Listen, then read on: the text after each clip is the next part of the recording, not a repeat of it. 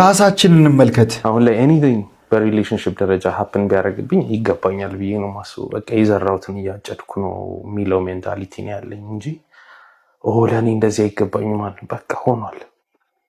እኔም እንደዛ አድርጌያለሁ አይደል እንዴ? ይቅር ብላኝ ነው ግን ስለ ቁስሏን ድኑላት ይሁን ስታስበው ሌላ ሰው ላይ ሲያረግብህ ለምን ይገርማል? አንተ ስታረግ ይኖርከው ሪል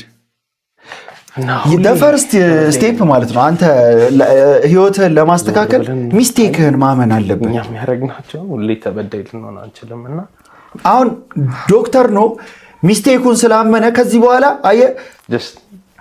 በጣም ሰፊ ኦፖርቹኒቲ አለ እሱ የተስተካከለ ሪሌሽንሽፕ ውስጥ የሚገባበት ማለት ነው።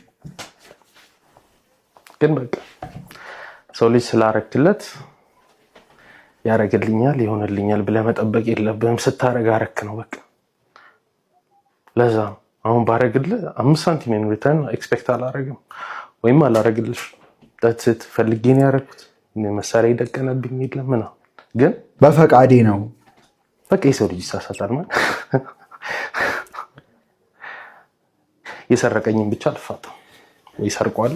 አንቺ ሲጀምር ኪችን ውስጥ ሆነሽ መታወሪያቸው ሐሳቦች ነው መሬት ጠብ ነው ማይሉት ነው መልሽ። በቃ ከኪችን እንዳትወጣ እንደዚህ ጸዴ ሐሳብ መታሰብ ከሆነ ያረዳ ልጅ። ሁላችንም ራሳችንን ዞር ብለን እንመልከት። እኛ ተበደልን ብለን ስናስብ እኛ ንጹህ ሰዎች ነበርን ወይ የሚለውን ነገር ዞር ብለን እናስብ እና ደግሞ የሆነ ሰው በድየው ከዛ በኋላ እኔ ተስተካክሎልኝ ሰላም የሆነ ላይፍ እኖራለሁ ብለን የምናስብ ሰዎች ከሆነ እንደ ዶክተር ነው በገንዛ ቆንጨራችን መታረዳችን አይቀርም።